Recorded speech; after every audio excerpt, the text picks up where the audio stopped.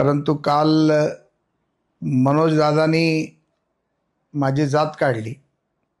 मला वाटतं की माझ्या व्हिडिओमध्येच मी बोललो होतो की राजकारण ही आमची जात आहे आणि समाजकारण आणि सेवा हा आमचा धर्म आहे। पण दादाचं नेमकं उलटं चाललंय।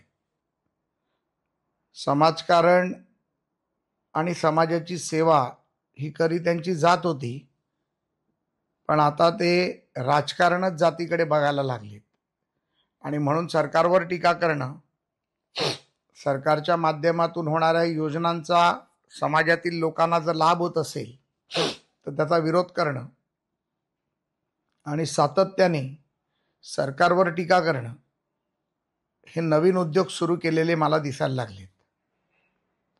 आज पुन्हा त्यांनी प्रवीण दरेकर आणि भुजबळांची जात एक हा एक नवीन शब्द वापरला। मला वाटतं की मनोज दादा, सर्वांचं रक्त हे लालच आहे। परमेश्वर जेव्हा रक्त देतो आपल्या शरीरामध्ये त्यावेळेला जात धर्म पंथ पाहून रक्त देत नाही। हिंदूंचंही रक्त लालच असतं, मुसलमानाचंही रक्त लाल असतं, शीख ईसाईचं रक्तही लालच असतं, मराठ्याचंही लालच आहे आणि ओबीसींचंही लालच आहे। त्यामुळे मला वाटतं की कुठेतरी तुम्ही भरकटत चालले आहेत। मला माहिती आहे तुम्ही उपोषण करतात, समाजासाठी उपोषण करतात, 5व्या दिवशी तुमची तब्येत देखील खालावली आहे। ईश्वरचरणी प्रार्थना करतो की तुमचं उपोषण लवकरात लवकर संपावं, तुमच्या मागण्या सर्व मान्य व्हाव्या। पण काही मागण्यांचा तुमचा हट्टास आहे, तो हट्टास मला वाटतं थोडासा काही राजकीय हेतूंनी प्रेरित आहे। चर्चेशिवाय तो मार्ग निघू शकणार नाही।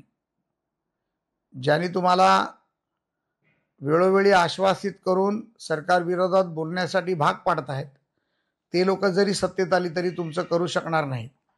पण समाजाला न्याय मिळाला पाहिजे ही भूमिका तुमची आमची सगळ्यांची कायम आहे।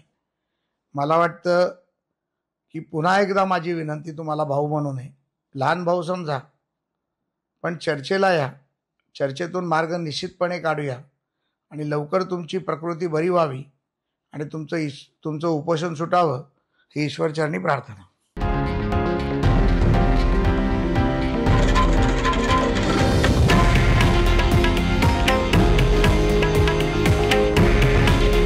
हे आहे देशातील नंबर 1 न्यूज नेटवर्क आणि आपण पाहत आहात TV9 मराठी।